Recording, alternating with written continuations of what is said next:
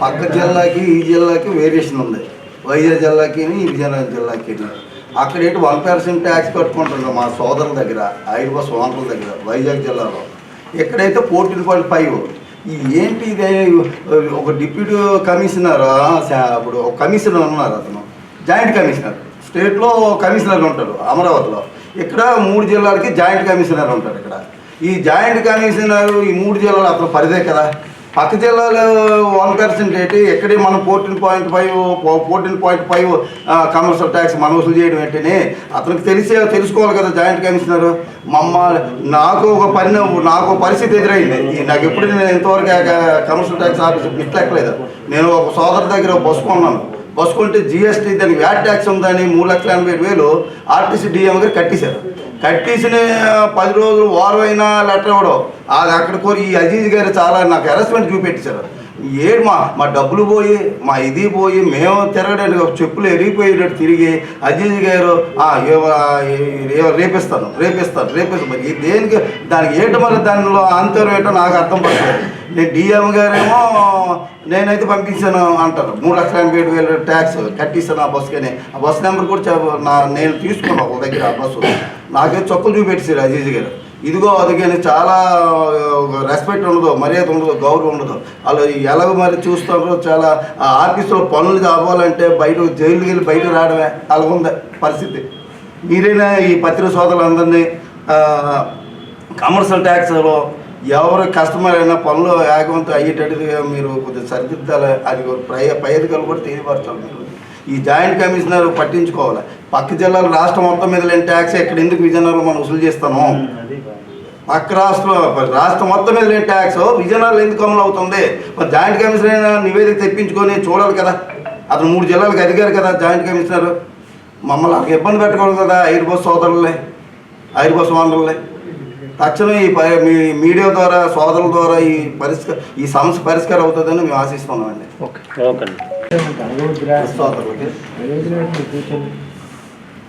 ఇప్పుడు ముఖ్యంగా మీ అందరినీ పిలిచింది ఎందుకంటే ఆర్టీసీ అద్దె బస్సులు చెప్తున్నాం అండి. మాత్రం గత 30 సంవత్సరాల నుంచి అందరం ఇక్కడ చెప్తున్నాం.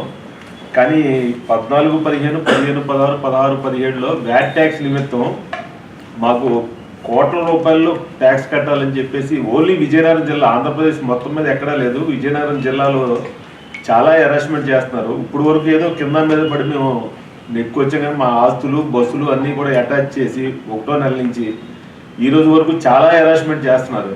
దీని మీద మేము మినిస్టర్ గారి దగ్గరికి కూడా వెళ్ళాము. తప్పు అని చెప్పేసి ఆయన చెప్పారు. అయినా సరే వీళ్ళు కూడా మాకు ఏ విధమైనటువంటి అవకాశం ఇవ్వటం లేదు. తర్వాత 14, 15లో మాకు వ్యాట్ ట్యాక్స్ ఇచ్చుంటే మేమందరం కలిసి వెళ్ళి మాట్లాడటం జరిగింది.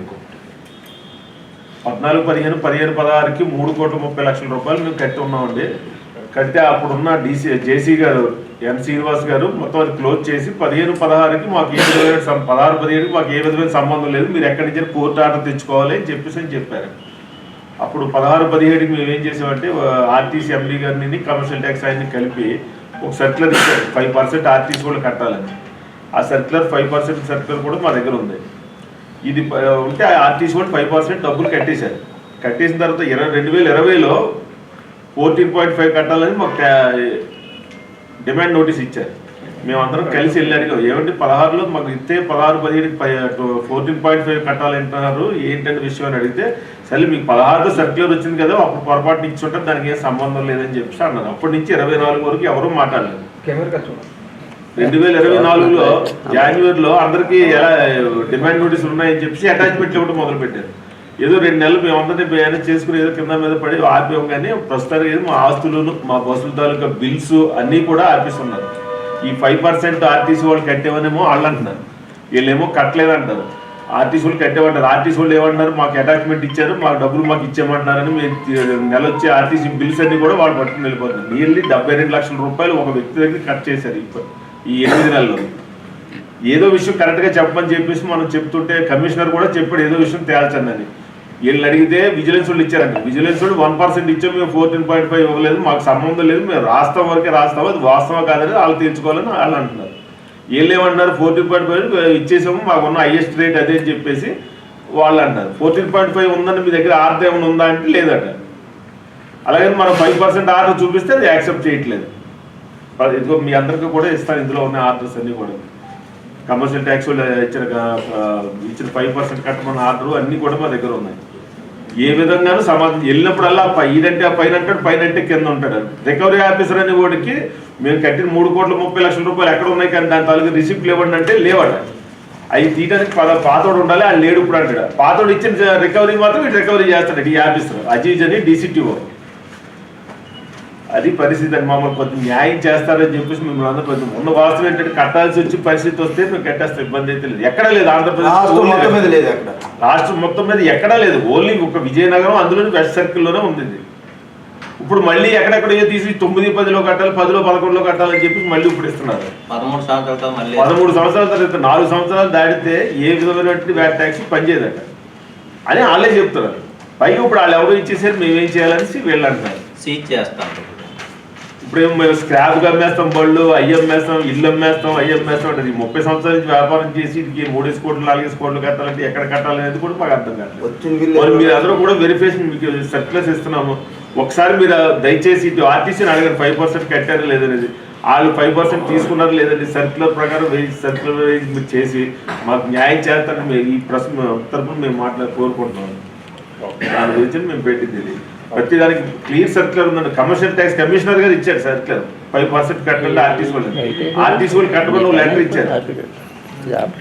కోర్టుకి వెళ్ళి 1% రిమైండ్ చేసుకొస్తే మళ్ళీ అది చల్లదని 14-15 సంవత్సరానికి ఫస్ట్ మేము కోర్టుకి వెళ్ళాడు. కోర్టులో ఏం చెప్పారంటే 1% కట్టాలి, 5% 14.5 చల్లదని అంటే 1% తీసుకున్నారు. మేము కోర్టుకి వెళ్ళింది 12.5 పెట్టి కోర్టుకి వెళ్ళాం. 1% ఇవ్వమని చెప్పేసి వాళ్ళు చెప్తే మిగతా 11.5 డబ్బులు కూడా మాకు తిరిగి ఇవ్వలేదు. తర్వాత ఇస్తాం, ఎప్పుడో ఇస్తాం, 10 సంవత్సరాలు పట్టవచ్చు, 15 సంవత్సరాలు పట్టంటారు అంటున్నారు అంతే. ఇప్పుడు 14-15 1% ఇచ్చారు కదా, 15-16 1% చేయండి అంటే సరే చేస్తా ఉన్నారు. అలాగే 1.5 చేశారు. వాళ్ళు ఎవడో ఇచ్చి వెళ్ళిపోయాడు, నేను రికవరీ చేయాలని డీసీటీ ఏమంటున్నాడు, ఇప్పుడు మేము రికవరీ ఆఫీసర్ నేను అంటాడు. మరి రికవరీ ఆఫీసర్ అన్నప్పుడు మా దగ్గర కట్ చేసిన డబ్బులు ఉన్నప్పుడు మాకు ఎక్కడ ఉన్నాయి లేక అకౌంట్ చెప్పాలి కదంటే నాకు సంబంధం లేదు, ఆడు చేసుకుంటే మాకు సంబంధం లేదు అంటే. న్యాయం అనేది ఎవరికైనా ఓటే కదండి, నాకు తెలియగలుగుతారు. ఎక్కడ లేదు విజయనగరంలోని జిల్లాలో, రాష్ట్రం మొత్తం మీద లేదు. ఎక్కడైనా మీరు వెనకైతే చేయండి దీని గురించి.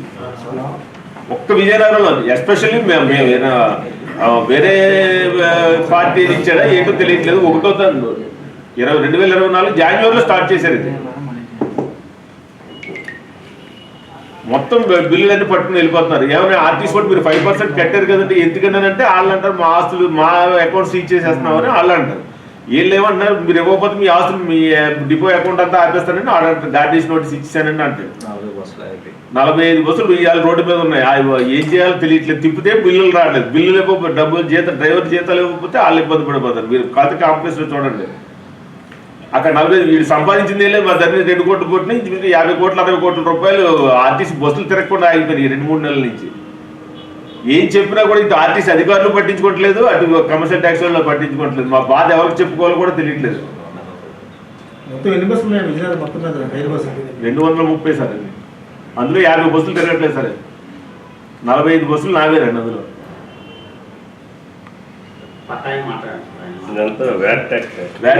ఎప్పుడు 14, 15, 16 ఆ 15-16 33 కోట్లు కట్టేసి 3 కోట్లు 30 లక్షలు కట్టాం సార్. దాని ఆధారాలు ఇవ్వమంటున్నా ఇవ్వట్లేదు. అప్పుడు 2015-16లో ఉన్న శ్రీనివాస్ అని ఒక ఆయన జేసీ గారు, అప్పుడు ఈయన అసిస్టెంట్ కమిషనర్, ఇప్పుడున్న జాయింట్ కమిషనర్, ఇప్పుడు అసిస్టెంట్ కమిషనర్. అతనికి తెలుసు 750 రూపాయలు లాస్ట్లో కట్టాలి, 3 కోట్ల 30 లక్షలు 750 రూపాయలు కట్టలేదని నా ఇంటి డాక్యుమెంట్స్ ఉంచేసుకున్నారు ఆ రోజుని. ఆ 750 కట్టిన తర్వాత నా ఇంటి డాక్యుమెంట్స్ ఇచ్చారు. దాని బాధ్యత నేను పడ్డానండి. ఇప్పుడు ఆ కాగితాలు ఎక్కడ ఉన్నాయంటే కాగితాలు ఎక్కడ ఉన్నాయో తెలియదు, ఎవరికి ఇచ్చారంటే చెప్పడం లేదు. మరి అప్పుడు అది క్లోజ్ చేశారు అన్నారు. మళ్ళీ ఇప్పుడు 2020లో ఇచ్చారు. 16లో సర్క్యులర్ ఉంది, మీ అందరి కావాలంటే చూడండి సార్. చూడండి 2016 సర్క్యులర్ కమిషనర్ ఇచ్చాడు, కమర్షియల్ ట్యాక్స్ కమిషనర్ సేవలు ఇలా ఇచ్చారు సార్. ఇప్పుడు ఆయన టీటీడీ చైర్మన్ కింద ఉన్నాడు ఆయన. ఆర్టీసీ వాళ్ళకి 5% కట్టమని ఎండీ గారు సర్క్యులర్ ఇచ్చారు. ఆ సర్క్యులర్ ఇక్కడ ఉందండి. ఆర్టీసీ వాళ్ళు డబ్బులు కట్టినట్టు ఉంది, కనీసం డబ్బులు కట్టినది మా ఎండీ గారు ఇచ్చిన సర్క్యులర్ 5% మనమే కట్టాలి, మనం కట్టేయండి అని. 5% ఆర్టీసీ వాళ్ళు కట్టేశారు. ఇదిగోండి కట్టేసిన లిస్ట్ ఇదిగోండి. వాళ్ళు 14.5 అడుగుతారు వాళ్ళు. ఆర్టీసీ వాళ్ళు డబ్బులు కట్టిన 5% ఏ అడ్డు కట్టారో కూడా ఇది ఉంది. ఇన్ని ఉంటున్నా కూడా ఇప్పుడు తేల్చట్లేదు దాన్ని. పైగా ఎవరో ఇంటికి తీసుకొని ఏమైనా డబ్బులు కావాలా ఏంటో మాకు అర్థం కావట్లేదు. మమ్మల్ని ఎలా అరెస్ట్ చేస్తున్నారు, ఎందుకు చేస్తున్నారో కూడా తెలియట్లేదు. ఇప్పుడు మీకు కట్టిన దానికి రిసిప్ట్లు ఇవ్వండి. 3 కోట్ల 30 లక్షల రూపాయలు కట్టడం ఇవ్వట్లేదు. ఇప్పుడు 75 లక్షల రూపాయలు ఆర్టీసీ నుంచి రికవరీ చేశారు. ఆ 75 లక్షల డబ్బులు ఇవ్వమన్నా ఇవ్వట్లేదు. ఎంత కట్టామో మాకు రికార్డు ఇవ్వండి, పోనీ మీకు కోర్టుకి వెళ్తాడు. మరి ఎందుకు వెళ్తాం, మనకేదో కోర్టుకి వెళ్ళిపోదాం అంటే 4 ఇయర్స్ అయిపోయింది. 2020లో ఇచ్చారు, 2024 ఇది 25 వచ్చేస్తుంది. 4 ఇయర్స్ ల్యాబ్స్ ఎందుకు జరిగింది ఇది అని చెప్పేసి ఇప్పుడు కోర్టులో అడుగుతున్నారు. యాక్సెప్ట్ చేయట్లేదు కోర్టులో. పోనీ ఏదో లాయర్ని పెట్టుకుని వెళ్దాం అంటే లాయర్లు లక్షలు అడుగుతున్నారు. పోనీ లక్షలు ఇచ్చాను వెళ్దాం, పోనీ ఇక్కడ కోర్టులో పోతారని అని చెప్పేసి వెళ్దామని హైకోర్టులో ఇది ల్యాబ్స్ అయిపోద్ది, 4 ఇయర్స్ ల్యాబ్స్ అయిపోయింది, మీరు ఇప్పుడు యాక్సెప్ట్ చేయాలన్నారు. ఈ రోజు వరకు మాకు ఎవరైతే 2020 2024 ఒకటి నుంచి అటాచ్మెంట్ ఇచ్చారు. ఇంత అన్యాయం జరుగుతుందని ఎవరిని అడిగినా కూడా అసలు పైనట్టు కిందట్టు కిందట్టు పైనట్టు కనీసం అపాయింట్మెంట్ కూడా ఇవ్వట్లేదు మాకు. ఇదే విషయం కమిషనర్ గారి దగ్గరికి వెళ్ళాం. కమిషనర్ గారు ఈ నెలాగా రిటైర్ అయిపోతున్నాను, నేను చేయిస్తాను పరిస్థితులను మాట ఇచ్చారు. 23 జాయిన్ అవుతామన్నారు, జాయిన్ అవ్వలేదు. ఆ కింద ఆయన అసిస్టెంట్ కమిషనర్ దగ్గరికి వెళ్ళి ఆయన బూతులు తిట్టాడు, ఇదే చేసి బుద్ధులు చేశారు, బుద్ధి లేకుండా చేశారని. కనీసం ఎవడో మాట్లాడట్లేదండి దీని గురించి. ఇక్కడికి వచ్చే మాట్లాడితే ఇది ఏంటి మాట్లాడుతుంటే ఇతనికి అర్థం కాదు. రోజు వెళ్ళి అక్కడ కూర్చుంటే వీడియో కాన్ఫరెన్స్ జరుగుతుందంటే ఏ రోజు నీ పిల్లవాడు టైంకి. దయచేసి కొద్దిగా దీని మీద న్యాయం చేస్తారని మీ అందరికీ